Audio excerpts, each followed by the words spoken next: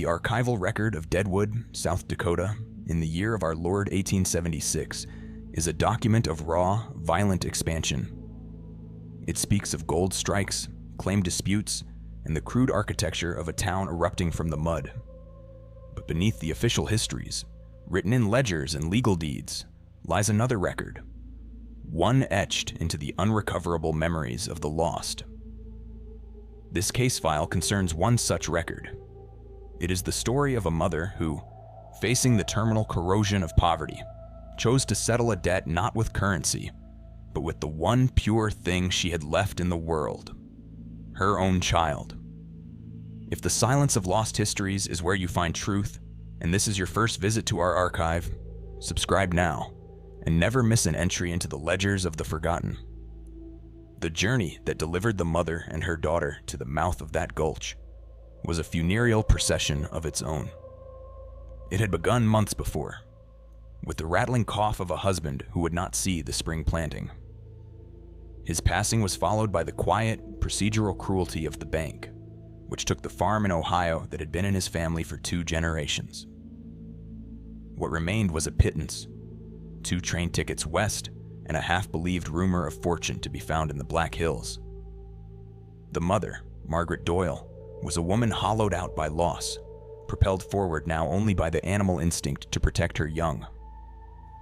Her daughter, Evelyn, was 13 years old, a child whose quiet, observant nature had been honed to a fine point by the family's recent calamities.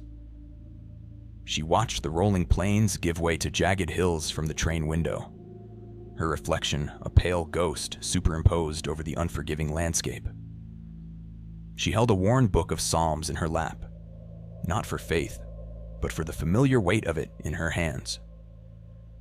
Their arrival in Deadwood was not an arrival at all, but an immersion into a waking nightmare. They stepped from the stagecoach into a roiling cauldron of noise, mud, and raw, unvarnished humanity. The town was less a settlement and more a wound in the earth, a frantic scar of felled trees and raw lumber.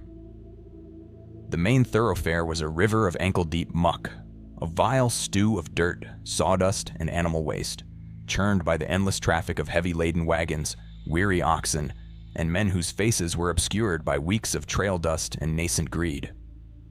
The air itself was thick, a layered assault on the senses. It carried the sharp, metallic tang of the blacksmith's forge, the cloying sweetness of cheap whiskey spilling from the saloon doors, the savory smoke of roasting meat, and the ever-present, low-humming stench of unwashed bodies and overcrowded latrines. Above it all, a chaotic symphony played without a conductor. The rhythmic clang of hammers on anvils, the shrill whine of saws biting into pine, the boisterous laughter and angry shouts of prospectors, and the relentless, tinny plinking of a piano from a place called the Gem Theater. For Evelyn, it was a terrifying spectacle. Men with eyes like hungry wolves stared openly, their gazes lingering in a way she had never before experienced. The women she saw were of a kind utterly alien to her, their faces painted with bold colors, their laughter loud and brittle. She clung to her mother's hand, her small knuckles white, her body a rigid line of fear. The mother, however, saw not the danger, but the competition. She saw hundreds, perhaps thousands, of desperate souls, all scrabbling for the same limited footholds of survival. Every lean-to, every tent, every hastily constructed shack seemed to bulge with people, each one a rival for the scarce resources of food, shelter, and employment. Her hope, a fragile flame she had nursed all the way from Ohio, began to flicker and shrink in the suffocating atmosphere of the camp.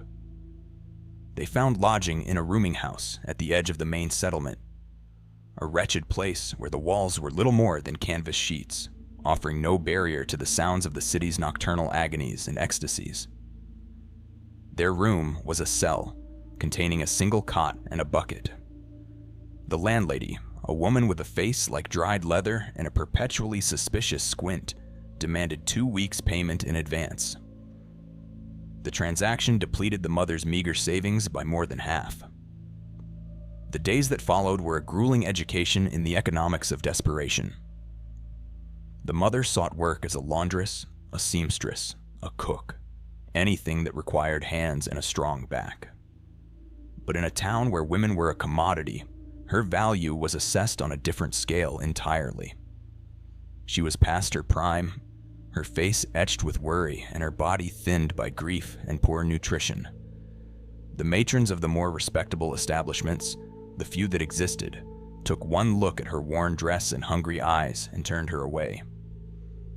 The proprietors of the saloons and dance halls looked at her with a more calculating pity, seeing not a potential employee, but a future customer, a soul they could eventually own.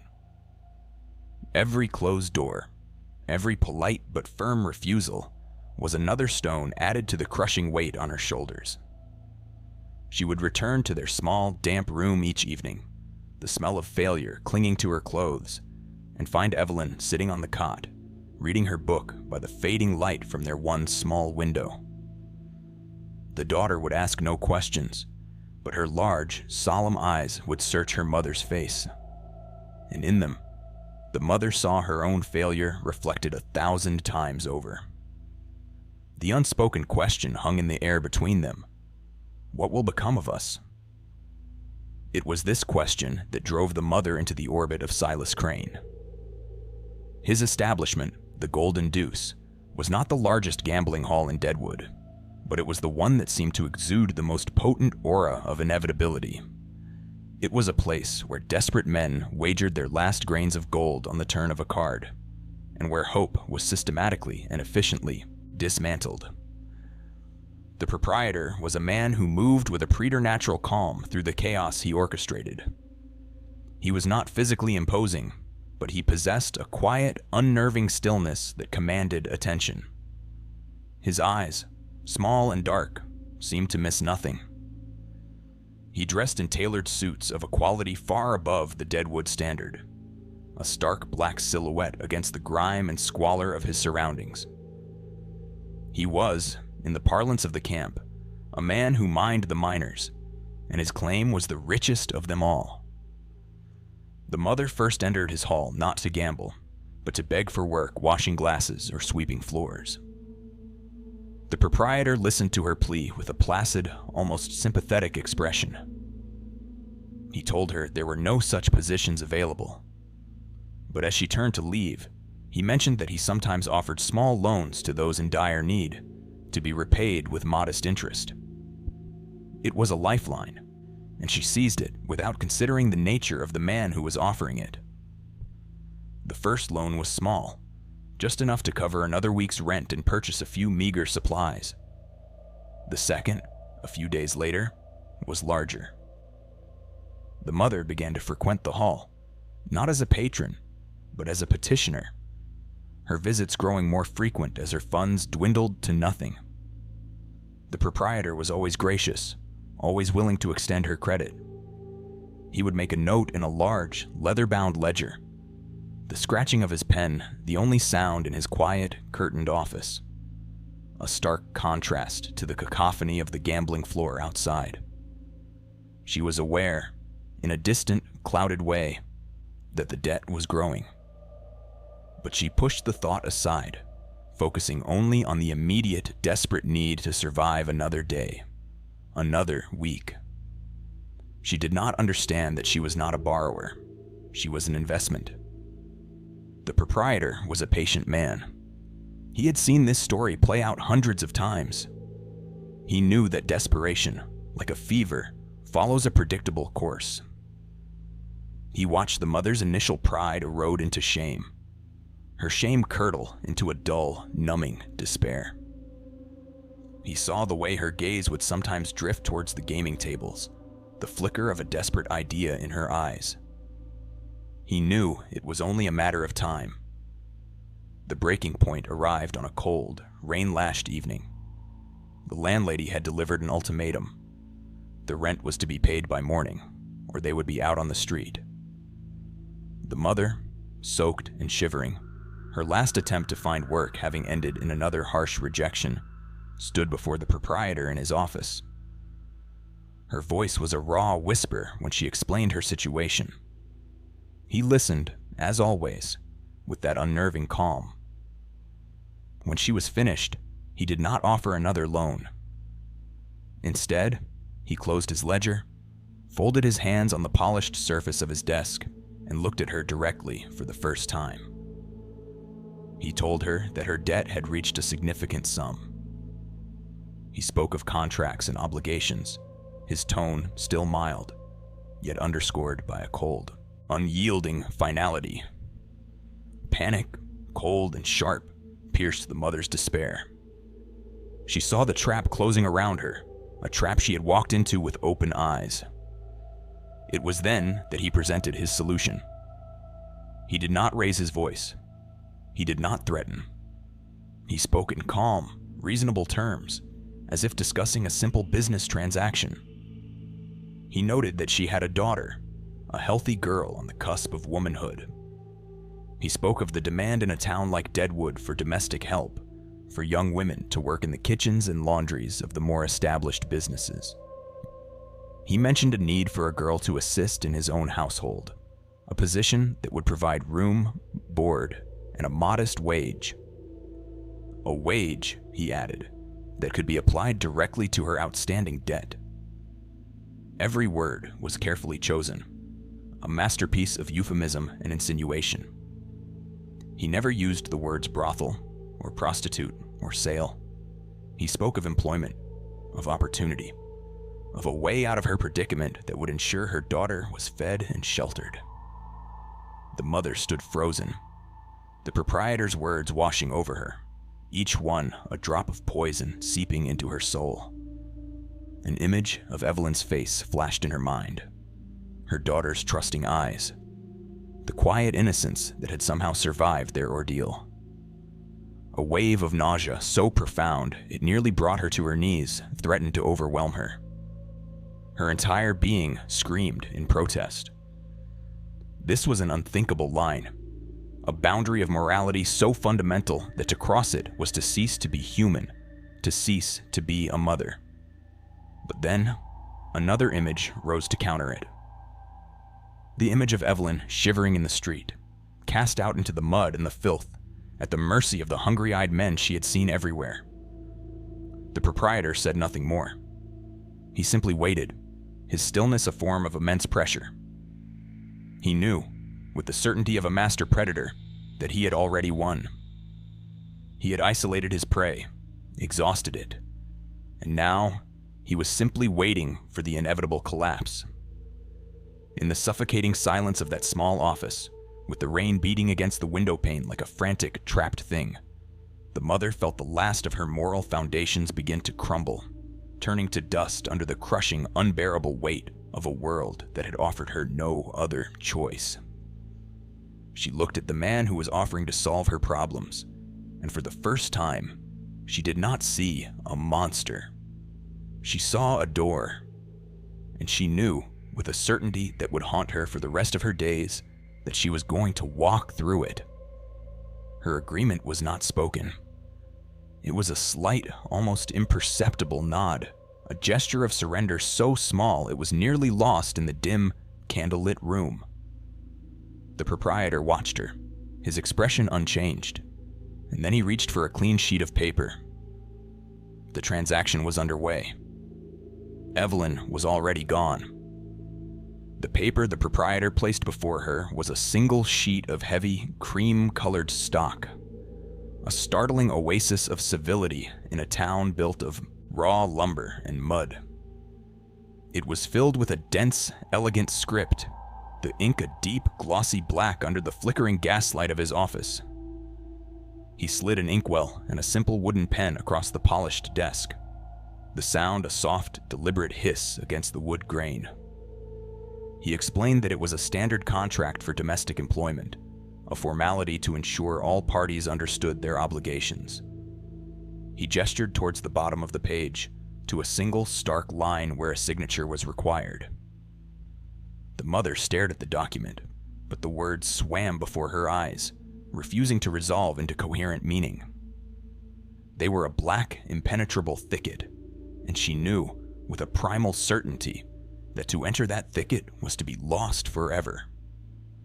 Her mind, as if a separate entity, erected a wall between her consciousness and the text. To read the words would be to give them power, to acknowledge the true nature of the transaction she was about to complete. It was a form of self-preservation, a desperate, final act of denial.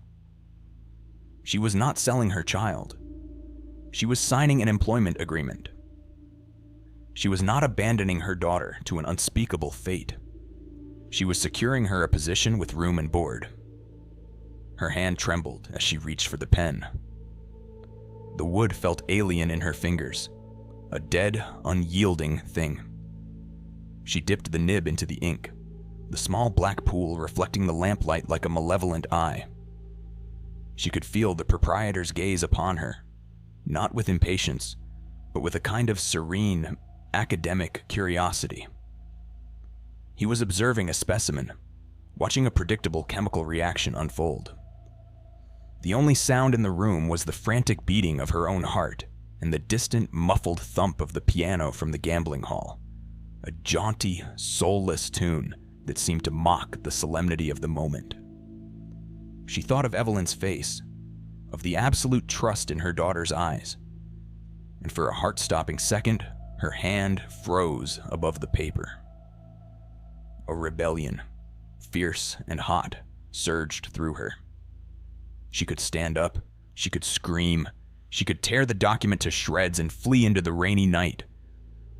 But the thought was immediately extinguished by the cold, crushing logic of her situation. Flee to where? With what? The image of her daughter, cold and starving in the street, was the counterweight that tipped the scales. This act, this monstrous, soul-destroying act, was being committed in the name of love. That was the lie she would have to build her new life upon. She lowered the pen to the page, and with a single, jagged stroke, she wrote her name. The signature was barely legible, a spidery, broken thing, the testament of a shattered will. The proprietor did not smile. His expression remained one of placid professionalism. He took the contract, sprinkled a fine layer of sand over the wet ink to blot it, and then carefully funneled the excess back into a small ceramic pot. He folded the paper with precise, economical movements and placed it inside the leather-bound ledger, closing the book with a soft, final thud. The debt, he informed her, was now considered settled in full. He then explained the logistics. She was to bring the girl to the side entrance of the building at dawn. She was to bring only what the child could carry in a single bundle. She was to say her goodbyes before they arrived, as prolonged farewells were, in his experience, disruptive. He spoke as if arranging the delivery of freight. The mother listened, nodding numbly, her mind a hollow, echoing chamber. She was no longer a participant, merely an observer of her own damnation. She left his office and walked back out into the main hall, the noise and the smoke and the desperate energy of the place washing over her without purchase. She was a ghost, invisible to the living, her soul already signed over and filed away in a ledger. The walk back to the rooming house was a journey through a personal hell. The rain had stopped, but the air was thick with the smell of wet earth and coal smoke. The sounds of the town seemed amplified, each drunken shout, each burst of laughter a personal accusation. When she entered their small, dark room, she found Evelyn asleep on the cot, her small book of psalms resting on her chest, her face in repose, looking impossibly young and fragile. A wave of love so fierce and protective washed over the mother that it felt like a physical blow, stealing the air from her lungs. She sank to her knees beside the cot, the rough floorboards biting into her skin, and watched her daughter breathe. For hours, she did not move. She memorized the curve of her daughter's cheek, the faint smudge of dust on her forehead, the way a single strand of hair had fallen across her closed eyelid. This was the penance she had chosen: to witness this perfect, sleeping innocence and know that she was the one who would destroy it. The first hint of gray light began to seep through the canvas walls, signaling the arrival of the dawn she had been dreading. She woke Evelyn gently, her touch a betrayal. The daughter's eyes opened, clear and questioning. The mother's words were a rehearsed torrent of lies, a clumsy, brittle structure built to conceal an abyss. She spoke of a wonderful opportunity, a job for Evelyn in the house of a very wealthy man. She told her she would be a companion to the man's own daughter, that she would have a warm bed and good food, far away from the dirt and noise of Deadwood. She explained that she, the mother, would be leaving town for a time to find work in a different camp, but that they would be reunited soon, once she had saved enough money. She spoke quickly, her voice unnaturally bright, avoiding her daughter's gaze. Evelyn listened in silence, her expression unreadable. She did not ask the questions that a child should ask. She did not ask why they had to part, or for how long. She simply watched her mother's face with a profound and unnerving stillness. It was a silence that was far more damning than any scream or protest could ever have been. It was the silence of recognition, the quiet, dawning horror of a child realizing that the one person in the world sworn to protect her was, in fact, the source of the danger. They walked through the waking town as the sun began to cast long, skeletal shadows from the ramshackle buildings. Evelyn carried a small bundle of her belongings, clutching it tightly to her chest. She held her book of Psalms in her other hand. The mother tried to take her hand, but the daughter's fingers remained clenched around her book. A small, silent rejection that was as sharp as a knife's edge. They arrived at the side door of the Golden Deuce, a plain, unmarked entrance in a narrow, foul-smelling alley. The door opened before they had a chance to knock, and the proprietor stood there, a black silhouette against the dim light of the corridor behind him. He looked only at Evelyn, his gaze clinical and assessing. He then looked at the mother and gave a single curt nod, an indication that the transaction was complete and her presence was no longer required. The mother knelt down, her body shaking, and tried to embrace her daughter one last time. Evelyn remained rigid in her arms, a small, unyielding statue. The mother whispered a string of broken promises into her ear, promises that she would return, that everything would be all right, that she loved her. The words turned to ash in her mouth. She pulled back and looked into her daughter's face, searching for a sign of forgiveness, of understanding, of anything but the terrible, empty stillness she found there. And then, just as the proprietor took the girl's arm to lead her inside, Evelyn looked directly at her. Her eyes were not filled with tears or with anger.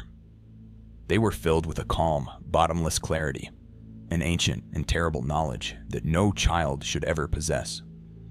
It was a silent, final stare that stripped away all of the mother's lies and self-deceptions, leaving her naked and condemned. The door closed, its click echoing in the alley like the sound of a coffin lid being sealed. The mother was left alone with the silence and the memory of that look, a brand upon her soul. She left Deadwood that same morning, walking out of the camp on the same road she had entered, though she was now a fundamentally different creature. She did not know where she was going, only that she had to move, to put distance between herself and the scene of her crime. In the weeks that followed, a strange, fragmented narrative began to circulate through the gossip mills of the town. Whispers spoke of the Doyle girl, the quiet child who had arrived with the sad-eyed widow. Some said she had been taken in by the proprietor of the Golden Deuce as an act of charity, a story that was met with cynical, knowing smirks. Others whispered a darker version, that the girl was being kept in the proprietor's private rooms above the gambling hall, that she was never seen. In the daylight, that strange, muffled sounds were sometimes heard from the upper floors.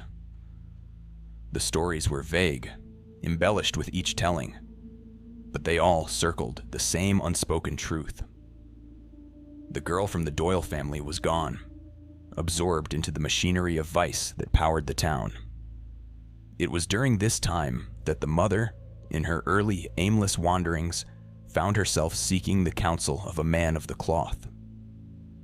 In a small, struggling mining camp some 30 miles from Deadwood, she entered a makeshift church, a tent reeking of canvas and damp earth, and spoke to the Reverend Jacobs. He was a young man, his face still unlined by the harsh realities of his congregation's lives, his faith a simple, optimistic thing. The mother did not confess. She could not bring herself to speak the truth aloud. Instead, she spoke in hypotheticals of a woman she knew, a friend who had been forced to make a terrible choice to save her child from starvation. The Reverend listened patiently, his head tilted in an attitude of pious sympathy. He offered her platitudes, quoting scripture about forgiveness and the mysterious ways of God's plan. He spoke of the moral complexities of survival on the frontier, assuring her that the Lord understood the burdens placed upon his flock. But his eyes held a careful professional distance. He did not want to know the specifics. He was a purveyor of comfort, not a seeker of uncomfortable truths. As she sat on the rough-hewn bench, listening to his hollow reassurances, she noticed 2 fat black flies buzzing lazily around the rim of the communion chalice on the simple altar. They crawled over the silver, tasting the dregs of the sacramental wine, oblivious to the sacredness of the vessel. The image lodged itself in her mind, a perfect metaphor for the empty piety of this place, a place where sin and salvation were neighbors. And no one cared to mention the flies in the house of God. She left the tent with the Reverend's empty blessings echoing in her ears. Her guilt not eased, but sharpened, honed to a finer, more painful point. She now understood that there would be no absolution. Her sentence was to live. A year passed. It was a year of purgatory, a blur of seasons and landscapes. The mother drifted from one ramshackle mining camp to another, a ghost haunting the periphery of other people's lives. She worked as a scullery maid, a laundress, a mender of clothes, her hands becoming raw and chapped, her body stooped and thin. She slept in barns and sheds and the crowded back rooms of soup kitchens. She never stayed in one place for more than a few weeks, driven by a relentless restlessness, a desperate need to outrun the memory of her daughter's silent stare. But the memory was a persistent hunter. It found her in the quiet moments before sleep, in the reflection of a stranger's face, in the cry of a distant child. It was a constant, low-grade fever that robbed her of peace and hollowed her out from the inside. Her denial, once a mighty fortress, began to crumble, worn down by the ceaseless abrasion of her guilt. The lies she had told herself about protecting her daughter, about securing her a better life, now seemed like the pathetic ramblings of a madwoman. She had not saved her child. She had fed her to the wolves to save herself. This dawning, unbearable clarity was a new kind of torture. And with it came a new, irrational hope. The belief that she could somehow go back, that she could undo what had been done. It was this sliver of madness, this desperate whisper of a redemption she did not deserve, that finally began to pull her back, like a moth to a flame, toward the one place on earth she should have fled from forever. Guilt, it seemed, had a gravity all its own, and it was drawing her back to Deadwood, back to the heart of the inferno where her crime had begun. The magnetic pull of a great sin is a peculiar force of nature. It does not operate like conventional gravity, which weakens over distance. Instead, it is a psychological phenomenon, a spiritual magnetism that grows stronger with every mile one flees. until the act of running and the act of being summoned become one and the same. So it was for the mother. The year of her exile had not been a journey away from Deadwood, but a long, circular pilgrimage that was always destined to lead her back to its corrupted heart. She returned in the autumn of 1877, a season when the Black Hills bled with the colors of decay, the vibrant reds and golds a beautiful false front for the coming frost. She did not enter the town as Margaret Doyle, for that woman was dead, buried in an unmarked grave of shame somewhere on the Dakota plains.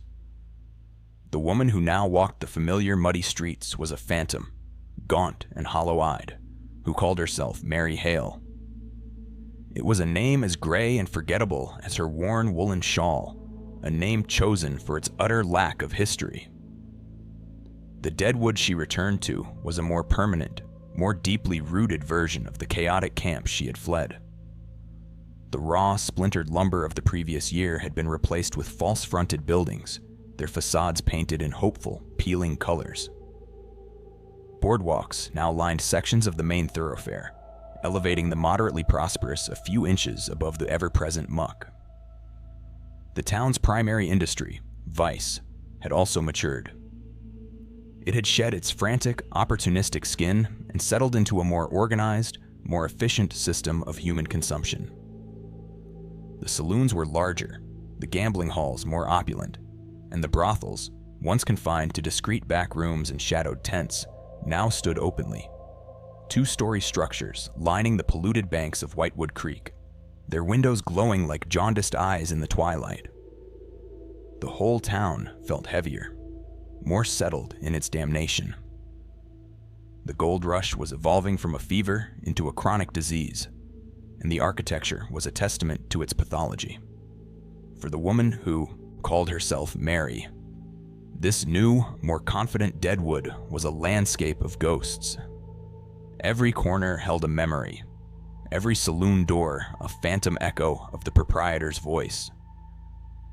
She saw her former self in the faces of the newly arrived, the same desperate hope in their eyes that she had once carried. She saw her daughter in every young girl who hurried along the boardwalks, a flash of brown hair or a slender frame that would cause her heart to seize in her chest. She had returned not with a plan for rescue, but with a morbid, shapeless need to be near the site of her transgression. It was the logic of the murderer who returns to the scene of the crime, drawn by an irresistible need to witness the consequences of his actions, to feel the cold reality of what he has done. Her guilt was no longer a weight to be carried, but the very ground she walked upon. She sought work with the grim determination of one seeking a sentence. She did not look for respectable employment in the town's few bakeries or mercantiles. Her penance, she felt, demanded that she immerse herself in the town's filth, to labor in the engine rooms of its depravity. She presented herself at the back door of the town's most prominent new establishment, a place that called itself the Celestial Theater. It was a grand name for a building that was, in truth, a multifaceted temple of indulgence. The ground floor was a raucous saloon and gambling hall, an expansion of what had once been the Golden Deuce. The upper floors, however, were dedicated to a more intimate form of commerce, a labyrinth of lavishly decorated rooms where the miners and merchants could purchase a temporary and expensive oblivion. The woman who ran the domestic operations of the house was known only as the Madam. She was a woman of indeterminate age, with a face that had been hardened, not wrinkled by experience. Her eyes were chips of cold, black flint, and they assessed the wraith-like figure of Mary Hale with a dispassionate, pragmatic gaze.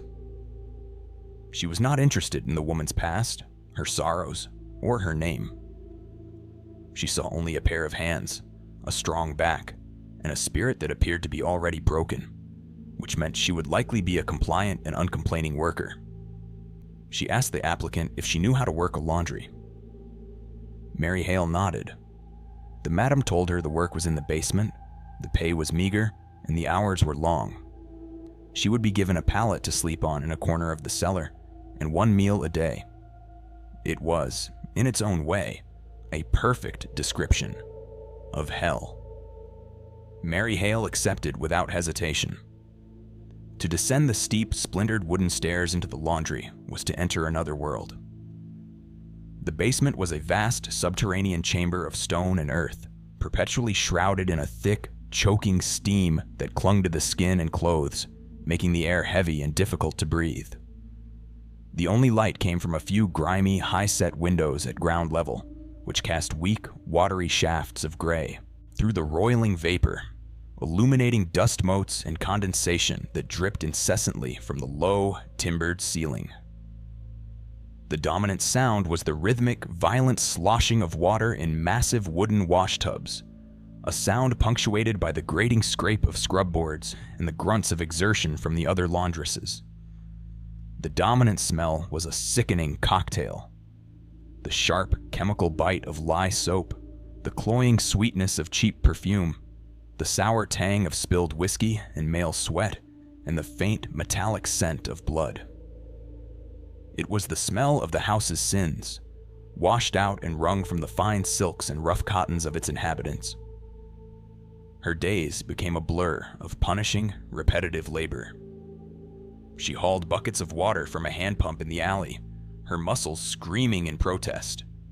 She fed cords of wood into the roaring furnace that heated the great copper boilers, the intense heat blistering her face and arms.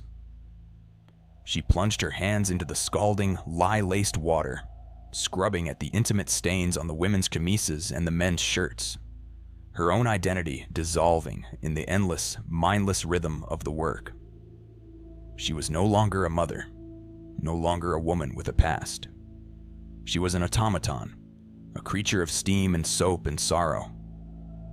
The other laundresses were silent, weary figures who moved through the steam like fellow ghosts, their faces impassive, their eyes vacant. They did not speak of the world upstairs. They did not need to. They handled its soiled linens every day. They washed away the evidence of the transactions that took place above their heads, their labor the final unseen step in the commodification of the flesh. For Mary, the work was a fitting penance. It was an act of constant physical mortification. Every ache in her back, every burn on her hands was a small payment against an impossible debt.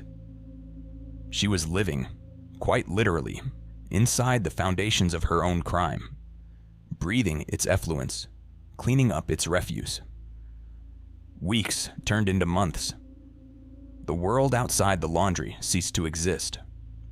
Her universe was the stone walls, the dripping ceiling, and the endless piles of soiled clothing. The world of the upper floors was a remote, abstract concept, a source of noise and filth. Muffled sounds would filter down through the floorboards. The incessant, tinny music of the piano, the rumble of men's voices, a sharp, high-pitched peal of feminine laughter, the heavy tread of boots on the stairs. These sounds were the soundtrack to her labor, a constant reminder of the life of the house. She trained herself not to listen, not to think about the women who wore these clothes, the men who stained them. To think was to invite madness. She focused on the task at hand. The stain, the soap, the water, the wringing out of the cloth until her knuckles were raw and her mind was a blessed, exhausted blank. But the mind, even when systematically starved, has a way of making connections. The human brain is a pattern-seeking machine, and it cannot be shut down entirely. It began with a scent. One afternoon, while sorting a pile of freshly delivered linens from an upstairs room, she caught a familiar fragrance. It was not the cheap, floral perfume worn by most of the women. It was a subtler scent, of lavender and dried roses. The same scent as the small sachet of potpourri that Evelyn had insisted on packing in her bundle when they left Ohio. The mother had made it for her from the last of their garden's flowers. The scent was a key, unlocking a door in her mind that she had nailed shut. Memories, vivid and agonizing, flooded into the barren landscape of her consciousness. she saw her daughter's hands, carefully stitching the small cloth bag. She heard her daughter's voice, explaining that she wanted to carry the smell of home with her. The laundress, Mary Hale, dropped the silken chemise as if it were a hot coal, her hands shaking, her breath catching in her throat. It was after this that she began to listen. She started to parse the sounds from above, no longer allowing them to be a meaningless drone. She tried to distinguish the different voices, the different patterns of footsteps. It was a fool's errand, an exercise in self-torture. The sounds were distorted, muffled by the thick wood and the constant noise of the laundry. Yet she persisted. She was listening for a ghost, straining to hear a voice she had last heard a lifetime ago. The other laundresses noticed the change in her. They saw the way she would pause in her work, her head cocked, her eyes distant, a look of desperate, painful concentration on her face. They said nothing, but they gave her a wider berth, recognizing the particular brand of madness that festers in the hopeless. The moment that solidified her dread into a terrifying, nascent certainty came late one night. The noise from the saloon below had reached a fever pitch, and she was struggling to fall asleep on her thin pallet in the corner of the cellar, the stone floor leaching the warmth from her body. Amidst the chaos of the music and the shouting, a sound detached itself from the din. It was faint, coming from far above, from the third floor of the house. It was the sound of a voice, a young woman's voice, singing. It was not one of the bawdy tunes from the saloon. It was a quiet, simple melody, a lullaby. The tune was fragmented, barely audible, but it was one she knew. It was the song she had sung to Evelyn every night of her childhood, a simple folk melody passed down from her own mother. The sound was so improbable, so cruelly specific, that she at first dismissed it as an auditory hallucination, a phantom conjured by her guilt-addled mind. But she lay there, rigid in the darkness, and the faint, heartbreaking melody continued for another minute before being swallowed by a sudden burst of coarse laughter from a nearby room. Mary Hale lay on her pallet, the straw beneath her suddenly feeling like a bed of thorns, and a cold, terrible question began to form in the ruins of her mind. Could one live inside the scene of one's own crime? The answer, she was beginning to fear, was yes. And she was beginning to suspect that her punishment was not merely to live within its walls, but to share them with the ghost of the one she had forsaken. She knew then that her time as a passive, penitent ghost was over. She would have to find a way to ascend from this steamy purgatory. She would have to go upstairs. She had to know. The decision to seek the truth, once made, transformed the mother's penance into a covert and agonizing investigation. The laundry, once a refuge of mindless labor, became her prison. Its steam-filled confines, which had offered a kind of sensory deprivation, now felt suffocating. A subterranean cage separating her from the object of her desperate obsession. She could no longer find solace in exhaustion. Her mind, now sharp and focused, was a torment. Every moment spent scrubbing and wringing was a moment not spent searching, listening, and watching. She began to volunteer for the tasks no one else wanted, duties that would grant her brief, furtive access to the upper floors.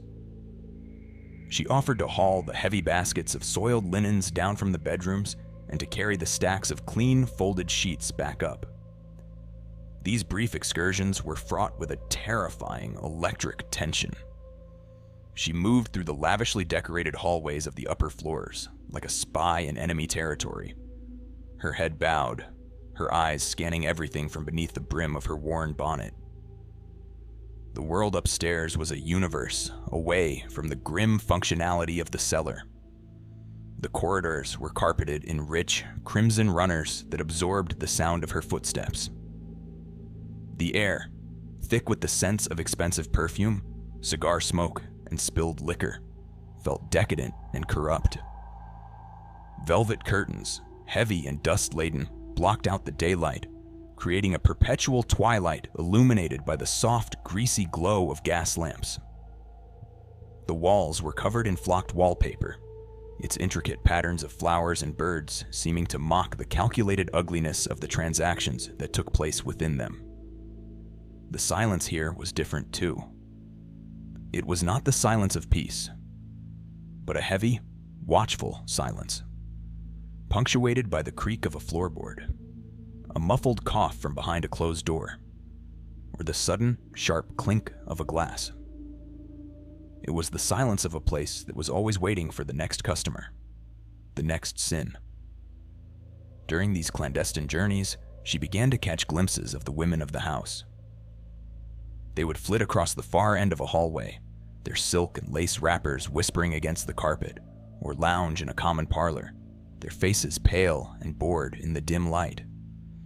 They were younger than she had imagined, some of them girls who looked barely older than Evelyn had been. They moved with a practiced, weary grace, their laughter sounding brittle and rehearsed. To the mother, they were a sorority of the damned, and she looked at each one with a mixture of pity and a desperate, frantic hope, searching their faces for a sign, a glimmer of recognition. But she saw nothing. They were strangers, their eyes holding a hardness, a premature world-weariness that she could not reconcile with the memory of her daughter's soft, innocent face. Then came the sightings of the girl they called Eve. The name itself was a cruel irony, an echo of a lost innocence in a place where such a concept had no currency. The mother first saw her from a distance, a fleeting glimpse of a slight figure in a plain, gray dress, disappearing into a room at the far end of the third-floor corridor. There was something in the girl's posture, a familiar way she held her shoulders, that made the mother's breath catch in her throat. A few days later, she saw her again, this time on the main staircase. The girl was polishing the ornate wooden banister, her movements slow and methodical, her face turned away from the main hall. The mother, carrying a heavy basket of laundry, froze at the bottom of the stairs, her heart hammering against her ribs. She saw that the girl's hair was the same shade of chestnut brown as Evelyn's, though it was pinned up in a severe, joyless style. She was pale, her skin having the translucent quality of someone who is rarely exposed to the sun. The mother willed her to turn, to show her face, but a sharp command from the madam, who was standing unseen in a nearby doorway, sent the girl scurrying up the stairs and out of sight. Each brief, tantalizing glimpse was another piece of circumstantial evidence, another twist of the knife in the mother's soul. She began to piece together a fragmented portrait of the girl called Eve. She learned from snippets of conversation overheard among the other staff that Eve was kept apart from the other women. She was not one of the girls who entertained the minors in the parlor.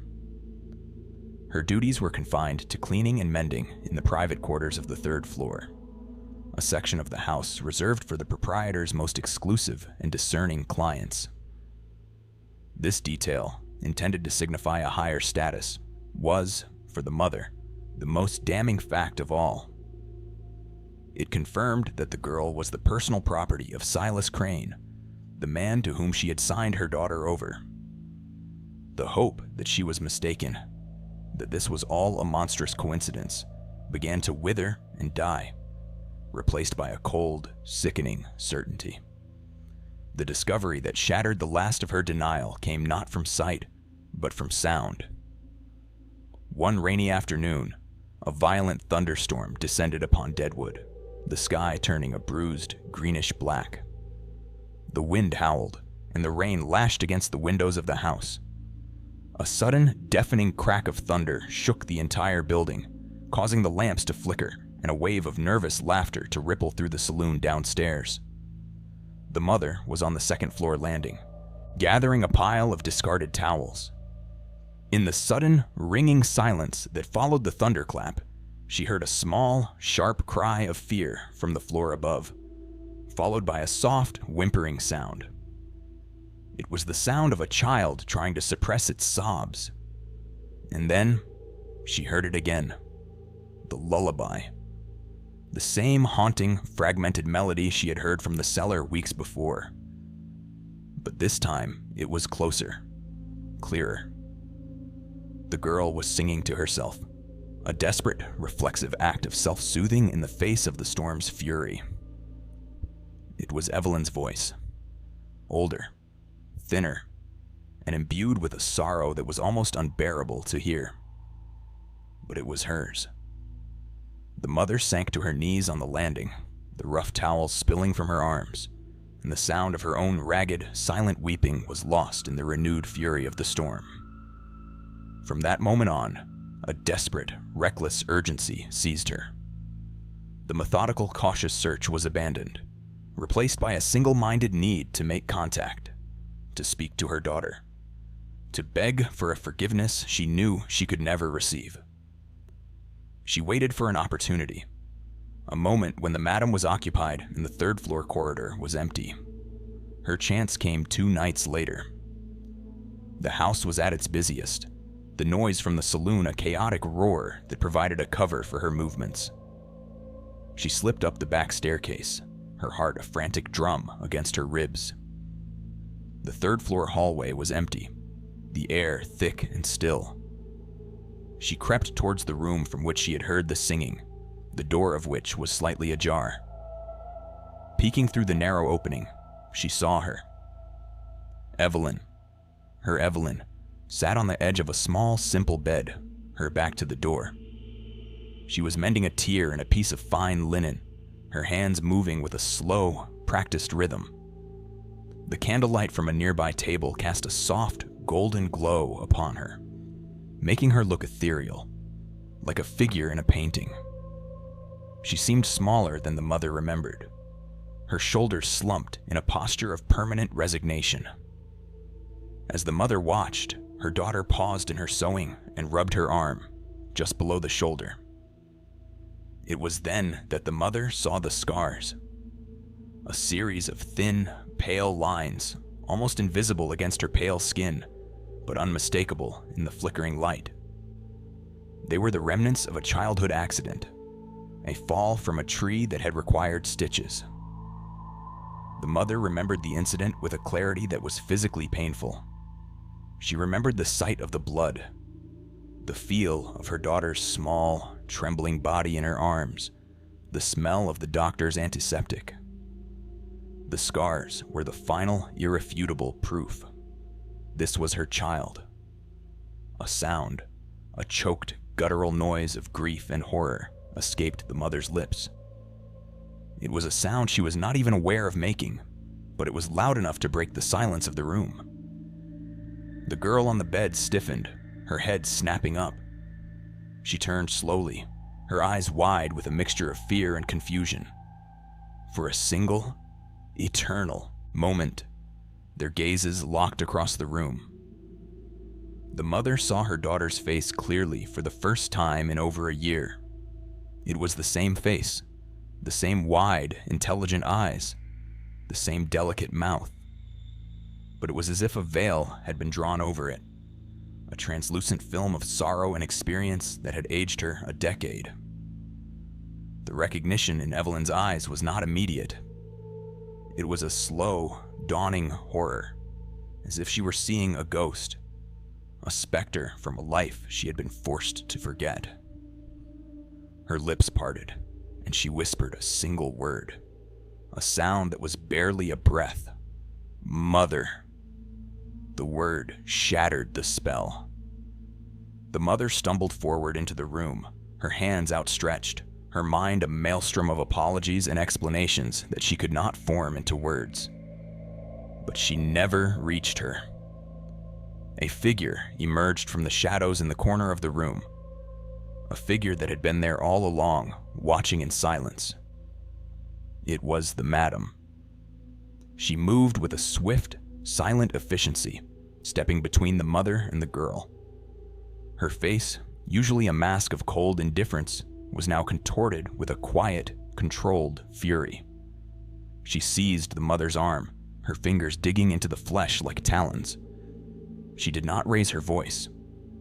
Her words were a low, venomous hiss spoken directly into the mother's ear. She told her that she had made a grave mistake, that some things, once buried, were meant to stay buried.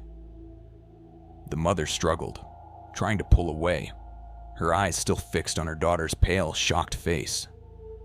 But the madam's grip was like iron. She was dragged from the room, back into the corridor. The door was pulled shut, the click of the latch a sound of absolute finality. The madam propelled her down the hallway and into a small, opulently furnished office. Silas Crane was there, sitting behind a large mahogany desk, calmly smoking a cigar. He looked up as they entered, his expression one of mild annoyance, as if he were being interrupted from some important calculation. He did not seem surprised to see them. The madam, still gripping the mother's arm, explained the situation in a few clipped sentences. The proprietor listened, his eyes never leaving the mother's face.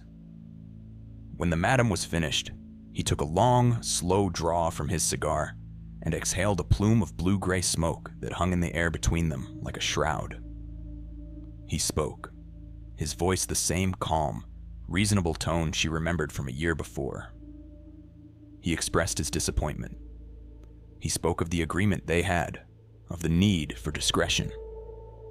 He explained that the girl, Eve, had made a good adjustment. She was a quiet, obedient girl. It would be a shame to disrupt her newfound stability. His words were a masterpiece of detached clinical cruelty.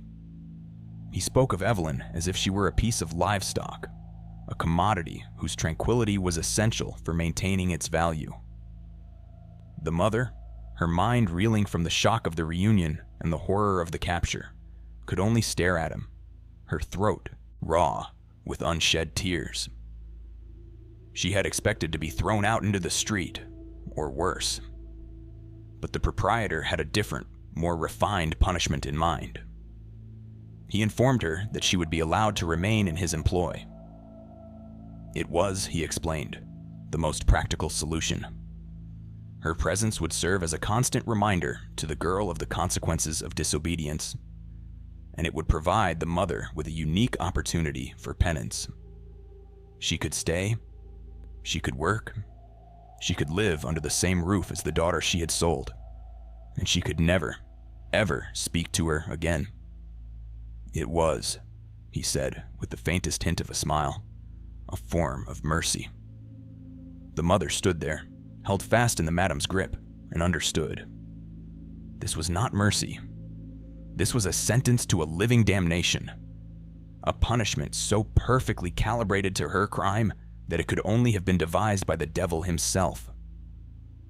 And in the suffocating silence of that room, she accepted it. It was, after all, what she deserved. The proprietor's mercy was a meticulously crafted architecture of psychological torment. To remain under the same roof as her daughter, to breathe the same corrupted air, and to be denied any form of contact was a punishment far more exquisite and enduring than any simple act of violence. The mother, now irrevocably Mary Hale, was reassigned from the subterranean world of the laundry. She was brought upstairs, into the dim, perfumed twilight of the house itself. Her new role was that of a caretaker, a duenna for the youngest girls, the newest arrivals who had not yet been fully broken into the rhythms of the trade. She was to mend their clothes, tend to them when they were sick, and most importantly, ensure they remained quiet and compliant. The irony of this new position was a blade that twisted in her soul with every passing hour. She had become a functional part of the very machine that was consuming her own child, her atonement now indistinguishable from complicity. Her days took on a new, ritualized quality of suffering. She moved through the upper hallways like a wraith, her eyes perpetually downcast, a silent gray figure against the garish backdrop of flocked wallpaper and velvet curtains. She learned the geography of the house's sorrow, the specific acoustics of its despair. She learned to distinguish the sound of feigned laughter from the sound of genuine weeping, the heavy tread of a satisfied customer from the hesitant footsteps of a new girl being led to a room. She saw Evelyn, or Eve, as she was now universally known, almost daily. Their paths would cross in the narrow corridors, or she would catch a glimpse of her daughter dusting the furniture in a distant parlor. These encounters were governed by a set of unspoken, rigidly enforced rules. They were never to make eye contact. They were never to speak. They were never to acknowledge each other's existence in any way. For the mother, each of these near meetings was an agonizing ordeal. She would feel a physical jolt, a desperate instinctual urge to reach out, to speak her daughter's name, to bridge the impossibly small yet infinitely vast distance between them. But she would crush the impulse, her hands clenching into fists at her sides, her jaw tight with the strain of her self-control. She would force herself to look away, to focus on some mundane detail, a stain on the carpet, a crack in the plaster, anything to avoid meeting her daughter's eyes.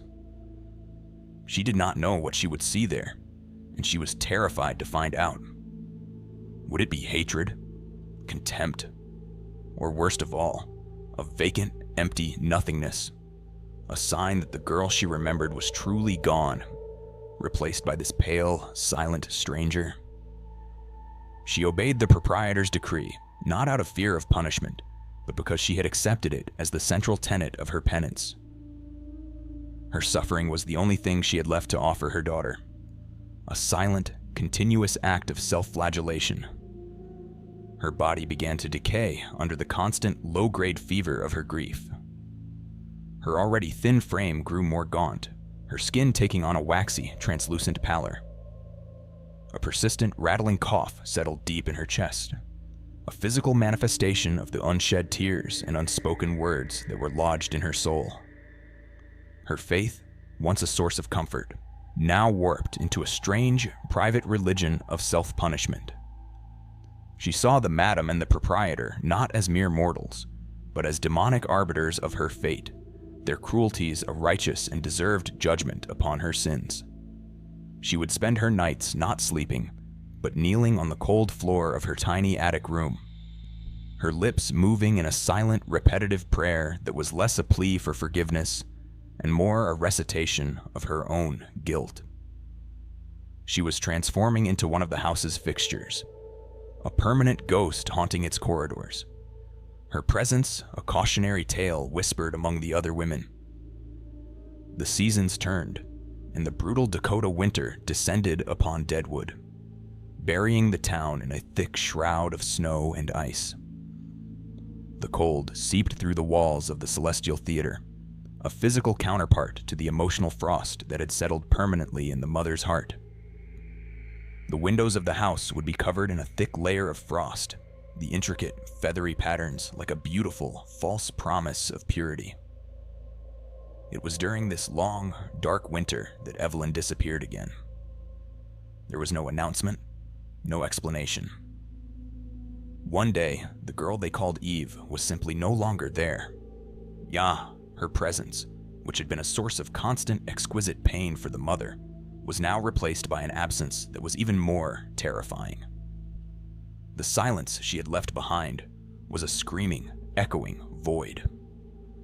The mother, frantic, broke her own vow of silence. She began to ask questions, her voice a rusty croak from disuse. She approached the other girls, the other servants, her eyes wild with a desperation that frightened them. Most of them knew nothing or pretended to know nothing, turning away from her with nervous, pitying glances. But she eventually pieced together a fractured, horrifying narrative from the hushed whispers and fragmented rumors that circulated in the house's hidden corners. The proprietor, Silas Crane, had entertained a wealthy visitor, a man from a mining consortium up north, somewhere in the territories of Montana. This man had taken a particular liking to Eve. A deal had been struck. A large sum of money had changed hands. The girl had been sold again, this time like a prized mare, to a new owner in a distant, unknown place. The rumors said she had been taken away in the dead of night, bundled into a closed carriage that vanished into the swirling snow of a blizzard. The news broke the last, fragile threads of the mother's sanity. The carefully constructed edifice of her penance, built upon the foundation of her daughter's proximity, collapsed into ruin. Her suffering had been predicated on the idea that she was sharing her daughter's prison. Now, she was alone in it, while her daughter had been transported to a new, unknown circle of hell. The world became a hallucinatory landscape of grief. She began to hear things. The faint sound of Evelyn's lullaby drifting from empty rooms. The whisper of her name on the wind that rattled the window panes. She would see her daughter's face in the patterns of the frost on the glass, only to have it dissolve into nothing as she reached out to touch it. She started talking to herself, long, rambling, one-sided conversations with the ghost of the child she had lost twice. The other inhabitants of the house began to avoid her altogether. She was no longer just the sad, silent caretaker. She was the mad woman in the attic, her grief a contagion they feared would infect them. Her physical decline accelerated. Her cough worsened, and she grew too weak to perform her duties. The madam, seeing that she was no longer a useful asset, had her moved from her small attic room to a storage closet in the cellar, the very place she had begun her employment. She was left on a pile of discarded rags, effectively buried alive in the foundations of the house. It was a return to the beginning of her damnation, a final closing of the circle. Lying in the damp, cold darkness, drifting in and out of a feverish delirium, the mother's mind, untethered from the present, drifted back into the past. She was consumed by memories, not of the horrors of Deadwood, but of the time before, of the farm in Ohio, of a life that seemed to belong to another person. She remembered the warmth of the sun, the smell of clean earth, and the sound of her daughter's laughter. It was in this state, stranded between memory and death, that she made her final discovery. Her hand, scrabbling weakly at the rough floorboards beside her pile of rags, found a loose board. Her fingers, thin and skeletal, slipped into the crack and pulled. The board came away, revealing a small, dark cavity beneath. It was a hiding place, a secret hollow that someone had carved out of the earth. And inside, there was a single object. It was a book. Small, leather-bound, its cover warped and stained by the dampness of the cellar. Her fingers trembled as she drew it out and held it in the faint sliver of light coming from under the cellar door. It was Evelyn's Book of Psalms, the one she had clutched in her hand on the day she had been brought to this house. The mother's breath hitched, a painful rattling sound in her chest. With what little strength she had left, she opened it. The pages were stiff and mildewed, but they fell open to a section near the back. And there, on the blank pages between the end of the Psalms and the back cover, was writing. It was a child's script, the letters carefully, almost painfully, formed. It was Evelyn's hand. The light was too faint to read, but the mother did not need to see the words. She knew what this was. It was a message, a final testament left behind in the darkness. She clutched the book to her chest, the brittle leather a sacred relic against her wasted body. The discovery did not bring her peace, but it offered a different kind of closure. It was a tangible link to her daughter, a final, unexpected grace in the depths of her despair. Lying in the cold, unforgiving darkness, she held the book as if it were the child herself and waited for the end.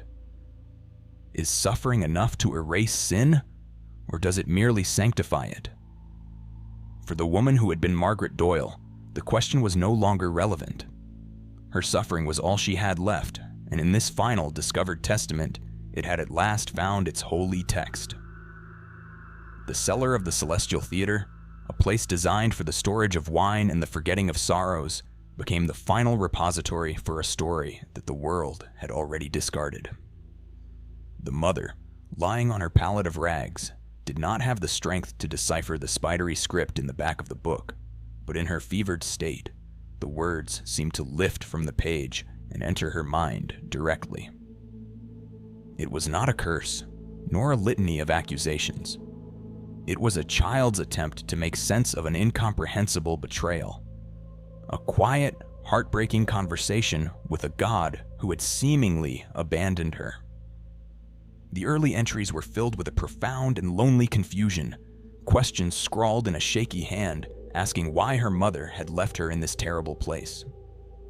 She wrote of the fear, of the strange noises from the other rooms, of the coldness in the proprietor's eyes. It was a raw, uncensored record of a child's terror. But as the entries progressed, chronicling the passing of weeks and then months, a subtle, almost miraculous shift in tone began to emerge. The fear did not disappear, but it was joined by something else, a strange, premature understanding. The daughter, in her isolation, had begun to piece together the truth of their circumstances. She wrote of remembering the hunger, the desperation in her mother's eyes, the final, crushing weight of their poverty.